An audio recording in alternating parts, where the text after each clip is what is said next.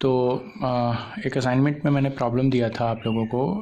एक की प्रॉब्लम था, एक convergent divergent nozzle is supplied with the steam at a 10 bar and 200 degree 250 degree centigrade. The divergent portion of the nozzle is 4 centimeter long and throat diameter is 6 mm. Find the semicone angle of the divergent section so that the steam may leave the nozzle at 1.2 bar. The frictionless loss in the nozzle is 10. This is a frictional loss. This is a frictional loss. In the nozzle is 10% of the total enthalpy drop. Assume that the frictional occur in the divergent portion.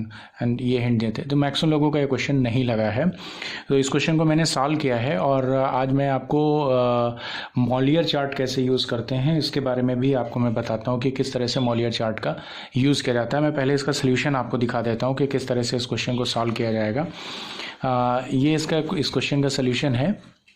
इस question में आपने देखा था कि convergent divergent nozzle है और उस nozzle में कुछ प्रॉपर्टीज़ दी थी, जैसे कि इसकी थ्रॉट का आपको डाया दिया हुआ था और डाइवर्जेंट पोर्शन का लेंथ दिया हुआ था, और आपको ये बताया था कि आपका जो एंट्री पॉइंट है वो 10 बार और 250 डिग्री सेंटीग्रेड पे है। तो आप 10 बार एंड 250 डिग्री सेंटीग्रेड पर स्टीम टेबल में अगर देखेंगे तो ये सुपर हीटेड स्टीम की क्वालिटी होगी, जिससे एन की वैल्यू आपकी 1.3 के बराबर हो जाएगी। तो यहाँ से आप थ्रॉट पर P2 is equal to 5.457, this is approximate, this is 5.5 आप बार कंसीडर इसको कर सकते हैं, 5.5 बार की तरह कंसीडर करके आप क्वेश्चन को कर सकते हैं। तो एक तो तरीका ये है कि आप इसको स्टीम टेबल से क्वेश्चन को सॉल्व करें, लेकिन अगर आप इसको मॉलियर चार्ट से सॉल्व करते हैं तो मैंने मॉलियर चार्ट से पहले मैं इसका आप सोल्यूशन पूरा आप देख लीजिए कैसे इसको सॉल्व किया गया है। इसके सोल्यूशन को पूरा एक बार आप देख लें, इसको आप दोबारा से फिर से स्क्रीनशॉट्स लेके आप इसको एक बार चेक करिएगा। और ये एक पार्ट है और दूसरा पार्ट इसका यहाँ पर ये क्वेश्चन है, this is the second part of this question. तो ये क्वेश्चन कुछ इस तरह से सॉल्व किया जाएगा। क्लियर? इसका मैं स्नैप भी आप लोगों को सबको भेज दूंगा। अच्छा, मैं अब इसमें आपको ये बताना चाह रहा था कि किस तरह से मॉलियर चार्ट का यूज़ करते हैं।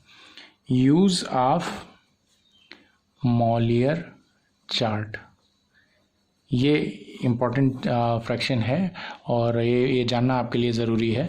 तो मॉलियर चार्ट आपको सॉफ्ट कॉपी में भी मॉलियर चार्ट आपको मिल जाएगा। सॉफ्ट कॉपी आप किसी भी साइट पे आप इसको डाउनलोड कर सकते हैं। खुरमी की डाउनलोड करेंगे तो ज़्यादा सही रहेगा। ये है मॉलियर चार्ट, ये सबको मालूम है, इस तरह की मॉलियर चार्ट होती है। तो इस मॉलियर चार्ट को कैसे यूज़ करना है ये मैं आपको सिखाता हूँ। देखिए, इस क्वेश्चन में जो ये क्वेश्चन था, इस क्वेश्चन में अगर आप इसका HS डायग्राम देखें, इसका मैं अगर HS डायग्राम बनाऊं, ये इसका HS डायग्राम है, ये इस तरह से HS डायग्राम रहेगा इसका 1 2 3 एंड 3 डैश। क्लियर? यहाँ का आपको दिया था, प्रेशर दिया था और टेम्परेचर दिया था। This is 10 bar and 250 degree centigrade. ये आपका 5.5 बार आया था और ये आपका 1.2 बार है। ये तो एक तो तरीका ये है कि हम इसको स्टीम टेबल से कैलकुलेट कर सकें। एंथैल्पीज़ कैलकुलेट करनी होंगी आपको हर एक चीज़ को, और स्पेसिफिक वॉल्यूम, ये कैलकुलेशन है। लेकिन ये मैंने देखा है कि आप स्टीम टेबल के कैलकुलेशन में कई बार जब ज़्यादा इंटरपोलेट करना पड़ता है तो आप इरिटेट होते हैं। तो उसको थोड़ा जल्दी कैलकुलेशन करने के लिए आप HS डायग्राम का यूज़ कर सकते हैं। जैसे कि मैंने क्लास में भी बताया था कि HS डायग्राम का यूज़ कर सकते हैं, लेकिन इसमें अप्रॉक्सीमेट रिजल्ट आता है। बट एनीवे आना दोनों चाहिए।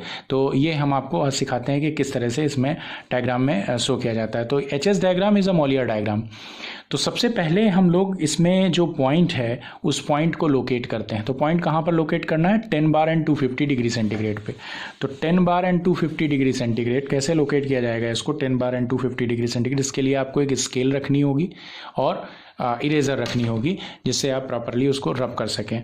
तो सबसे पहले मैं आपको बताता हूँ कि 10 बार एंड 250 डिग्री सेंटीग्रेड, तो इसमें कई लाइंस हैं। लाइंस के बारे में अब मैं डिस्कस नहीं करता हूँ, या आप लाइंस के बारे में आपको सबको मालूम है, आप प्योर सब्सटेंस में पढ़ चुके हैं।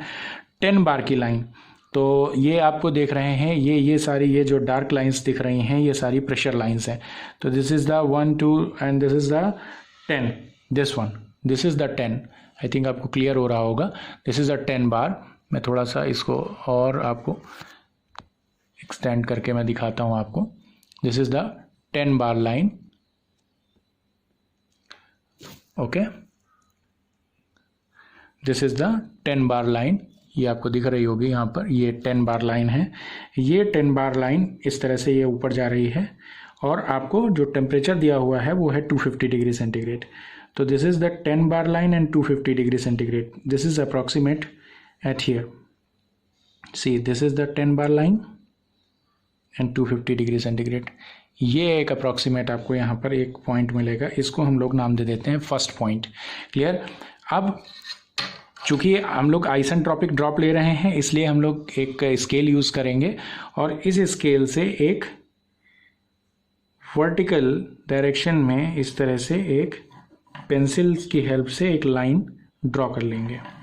इस तरह से ये लाइन ड्रॉ हो गई, ये आइसेंट्रोपिक लाइन होगी। दूसरा, इस पॉइंट के अगेंस्ट में, इस पॉइंट्स के अगेंस्ट में आपको जो वाई एक्सिस पे मिलेगा वो इंथैल्पीज मिलेंगी। तो वो कैसे आप कैलकुलेट करेंगे, ये देखिए आप ये 1 पॉइंट से यहाँ पर ड्रॉप करेंगे।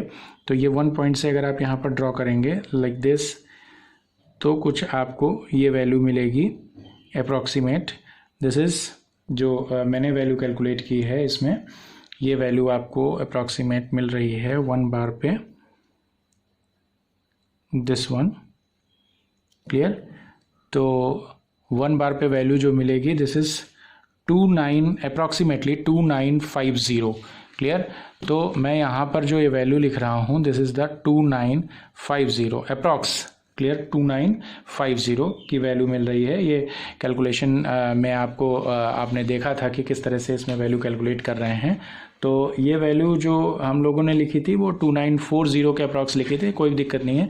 तो आप इसको 2950 के अप्रॉक्स कैलकुलेशन में देख सकते हैं कि ये 2950 है। दूसरा, अब सेकेंड पॉइंट की बात करते हैं और वो काफ़ी इंपॉर्टेंट है सेकेंड पॉइंट, क्योंकि सेकेंड पॉइंट पर आपको स्पेसिफिक वॉल्यूम भी कैलकुलेट करना है। स्पेसिफिक वॉल्यूम कैसे कैलकुलेट किया जाएगा, अब बात करते हैं सेकेंड पॉइंट की, वो है 5.5 बार। तो 5.5 बार कैसे कैलकुलेट किया जाएगा, एक्जैक्टली आप 5.4 भी कैलकुलेट कर सकते हैं, लेकिन अप्रॉक्सीमेशन में मैंने उसको 5.5 बार ले लिया। तो देखिए this is the 5 bar line, this is 6 bar line. तो इन दोनों के बीच की एक लाइन होगी लाइक दिस, ये लाइन कुछ इस तरह से आएगी। तो एक अप्रॉक्सीमेशन में, या आप दूसरी तरह से भी कंसीडर कर सकते हैं कि आप ये जो आइसेंट्रोपिक लाइन आ रही है ये 5 बार को यहाँ पर कट कर रही है। तो 5 बार के अगेंस्ट में आप यहाँ पर एंथैल्पी देख लेंगे, 5 बार के अगेंस्ट में यहाँ पर एंथैल्पी कैलकुलेट कर लेंगे। देखिए यहाँ पर इस तरह से आ रहा है, ये इस तरह की लाइन आ रही है, ये 6 बार की लाइन है और ये 5 बार की लाइन है। तो यहाँ पर और यहाँ पर एंथैल्पीज आप कैलकुलेट कर लेंगे, जिसकी हेल्प से आपको यहाँ पर 5.5 बार पे वैल्यू मिल जाएगी। या आप एक अप्रॉक्सीमेट एक हिडन लाइन आप यहाँ पर ड्रॉ करें, कहाँ पर, 5 और 6 के बीच में। तो अप्रॉक्सीमेट ये कट यहाँ पर कर रही है, दिस वन। क्लियर। तो ये वैल्यू अप्रॉक्सीमेट, ये जो इंथैल्पी की वैल्यू यहाँ पर आपको दिखेगी, आप अगर यहाँ से परपेंडिकुलर ड्रॉ करेंगे, वो हॉरिजॉन्टल लाइन एक ड्रॉ करेंगे, तो हॉरिजॉन्टल लाइन आप ड्रॉ करेंगे तो अप्रॉक्सीमेट ये दिस इज 28, अप्रॉक्सीमेट में दिस इज 2820 के अप्रॉक्स आपको रिजल्ट मिलेगा, 2820 के अप्रॉक्स इसमें वैल्यू आ जाएगी। क्लियर। अब यहाँ पर स्पेसिफिक वॉल्यूम कैसे कैलकुलेट किया जाएगा, ये बहुत ध्यान से समझिएगा कि स्पेसिफिक वॉल्यूम कैसे कैलकुलेट किया जाएगा। तो एक चीज़ तो क्लियर है कि आपको ये पॉइंट दिख रहा है जो कि ये सुपर हीटेड का पॉइंट है, क्योंकि ये जो लाइन आपकी दिख रही है ये आपकी ड्राई सेचुरेटेड लाइन है, और ड्राई सेचुरेटेड इधर वाला पोर्शन वेट जोन का है और इधर वाला पोर्शन सुपर हीटेड का है। तो ये वाला पॉइंट जो ये सेकेंड पॉइंट है, मैं इसको सेकेंड पॉइंट नाम दे देता हूँ, this is the point number 2। Clear. तो ये पॉइंट नंबर 2 जो है आपका वो सुपर हीटेड जोन में है।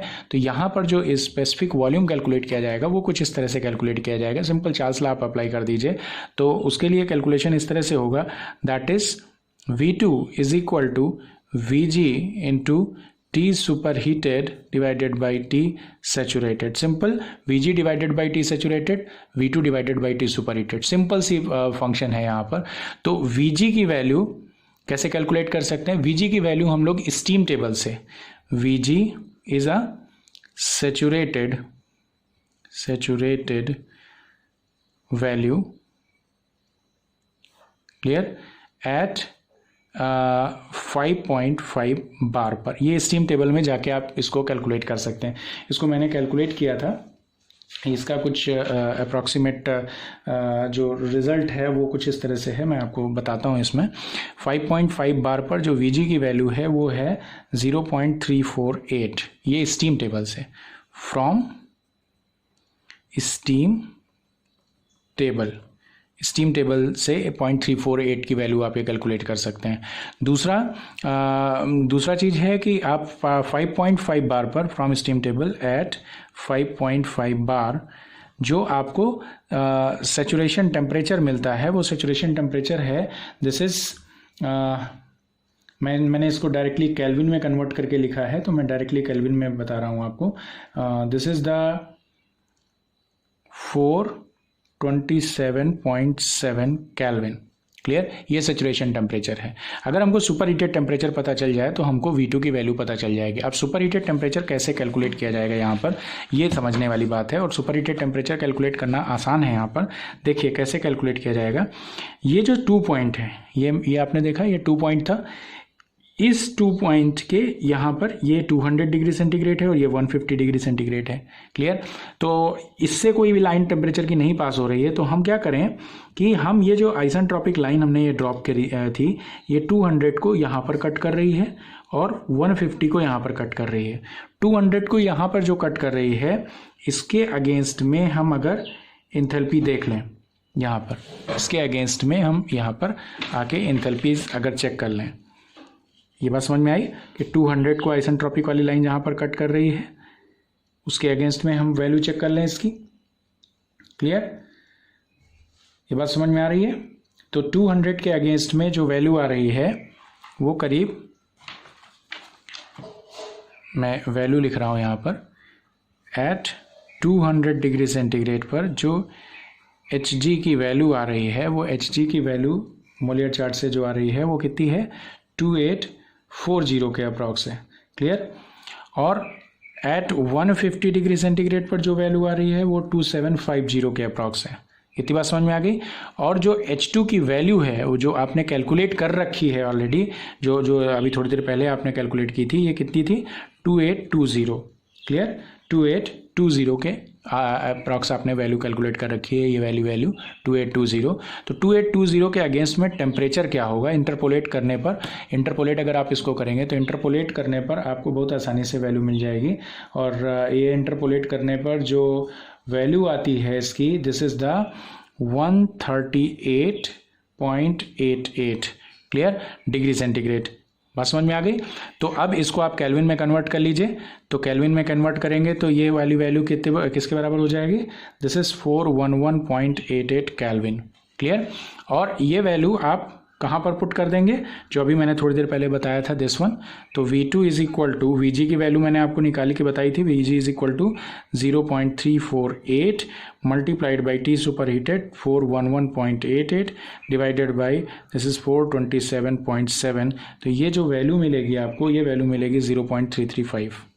क्लियर, ये V2 की वैल्यू हो जाएगी। तो इतनी बात समझ में आ गई। तो यहाँ डायरेक्टली हम लोग कम इंटरपोलेशन करने पर यहाँ से V2 और इसकी वैल्यू निकाल लिए हैं, V2 की वैल्यू निकाल लिए हैं और इंथैल्पी की वैल्यू निकाल लिए हैं। अब आते हैं 1.2 बार पर। तो ये वाली वैल्यू नीचे आती है और प्रेशर देखिए, प्रेशर 1.2। तो this is the 1 pressure, this one, ये है 1 का प्रेशर और ये है 1.5 का प्रेशर। ये 2 पॉइंट पर कट कर रहा है। तो वही सेम चीज़ इसके अगेंस्ट में इंथैल्पी की वैल्यू देखिए, 1.2 के अगेंस्ट में इंथैल्पी की वैल्यू देखिए, sorry I am so sorry, 1 के अगेंस्ट में इंथैल्पी की वैल्यू देखिए और 1.5 के अगेंस्ट में इंथैल्पी की वैल्यू देखिए। इन दोनों की इंटरपोलेट करने पर वैल्यू मैंने इसको इंटरपोलेट भी किया है। तो इंटरपोलेट करने पर ये कुछ इस तरह से आता है। 1 बार पर जो इंथैल्पी आती है वो 2510 के अप्रॉक्स, मैं इस डायग्राम से, मोलियर डायग्राम से कैलकुलेट करके बता रहा हूँ। और 1.5 बार पर जो वैल्यू आती है वो 2560 के अप्रॉक्स आती है। इसलिए 1.2 बार पर जो इंटरपोलेट करके वैल्यू आएगी वो हो जाएगी 2530 किलोजूल पर केल्विन किलोग्राम हो जाएगी, किलोजूल पर किलोग्राम, किलोजूल पर किलोग्राम, किलोजूल पर किलोग्राम के बराबर ये वैल्यूज़ हो जाएंगी। क्लियर, तो यहाँ से आपको H की वैल्यू भी मिल गई, this is H2 value. Clear, ये यहाँ से ये 1.2 अप्रॉक्स यहाँ पर ऐसे इस तरह से लाइन पास हो रही होगी। तो ये आपका 3 पॉइंट है। क्लियर। और यहाँ पर आपको इंथैल्पी की वैल्यू मिल गई। स्पेसिफिक वॉल्यूम कैसे मिलेगा यहाँ पर? स्पेसिफिक वॉल्यूम के लिए आपको सिर्फ एक काम करना है, वो काम ये है कि आपको यहाँ पर ड्राइनेस फ्रैक्शन निकालना है। तो ड्राइनेस फ्रैक्शन अगर आप देखो तो ड्राइनेस फ्रैक्शन की लाइनें ये हैं, these are the dryness fractions line. Clear, ये ड्राइनेस फ्रैक्शन लाइन है। तो ड्राइनेस फ्रैक्शन अगर लाइन आप देखो तो ये है आपकी 0.95 की लाइन और ये है आपकी 0.9 की लाइन। क्लियर, ये जो लाइन जा रही है दिस इज 0.9, दिस इज 0.95। तो आप देखिए ये किसके बराबर हो गया? 0.9, 0.91, 0.92, 0.93। क्लियर, तो दिस इज 0.93 और इसके 4 के बीच में है। तो अप्रॉक्सीमेटली मैं ड्राइनेस फ्रैक्शन जो यहाँ पर लिखूंगा वो ड्राइनेस फ्रैक्शन x3 जो है दिस इज 0.935 के अप्रॉक्स मैं इसको कंसीडर करूंगा। क्लियर, तो ये कैलकुलेशन इससे हो जाएगा ड्राइनेस फ्रैक्शन से। और आप क्या करेंगे इसके बाद आप 1.2 बार पर Vg की वैल्यू देख लीजिए। That means from steam table at 1.2 bar क्या करेंगे? Vg की वैल्यू देख लेंगे। ठीक, Vg की वैल्यू कुछ आएगी तो आपको V3 इज इक्वल टू क्या मिलेगा? x3 इंटू Vg, ये वैल्यू मिल जाएगी आपको, x3 इंटू Vg। क्लियर। और 3' पे कैलकुलेशन कैसे करते हैं ये ऑलरेडी मैं आपको वीडियो लेक्चर्स में बता चुका हूँ किस तरह से कैलकुलेशन किया जाएगा V3' का। V3' का कैलकुलेशन करने के लिए आपको क्या करना है, जो आपको इफ़िशियंसी दी है यहाँ पर जैसे 90% दी है, 10% लॉस है तो 90% इफ़िशियंसी हो गई। तो H3' जब आपको मिल जाएगा तो H3' is equal to HF plus x3' HFG at 1.2 bar पर आपको ये फार्मूला लगाना है और यहाँ से x3' की वैल्यू कैलकुलेट करनी है। और x3' जब आपके पास आ जाएगा तो वहाँ पर V3' इज इक्वल टू क्या होगा? V3' is equal to x3' multiplied by Vg, और Vg यही होगा जो 1.2 बार पे कैलकुलेट किया है। ओके, तो ये सारी वैल्यूज़ मिल जाएंगी। तो मेनली मुझे ये था कि स्टीम मोलियर चार्ट का यूज़ कैसे करते हैं। तो मोलियर चार्ट ये इस तरह से है। मोलियर चार्ट में कोशिश ये करिए कि आपको जो वैल्यूज़ मिल सकती हैं वो इंट्रोपी की वैल्यू मिल जाएगी, टेम्परेचर की वैल्यू मिल जाएगी, इंथैल्पी की वैल्यू मिल जाएगी, लेकिन स्पेसिफिक वॉल्यूम डायरेक्टली आप कैलकुलेट नहीं कर पाएंगे। स्पेसिफिक वॉल्यूम के लिए आपको स्टीम टेबल का यूज़ करना होगा। Thank you.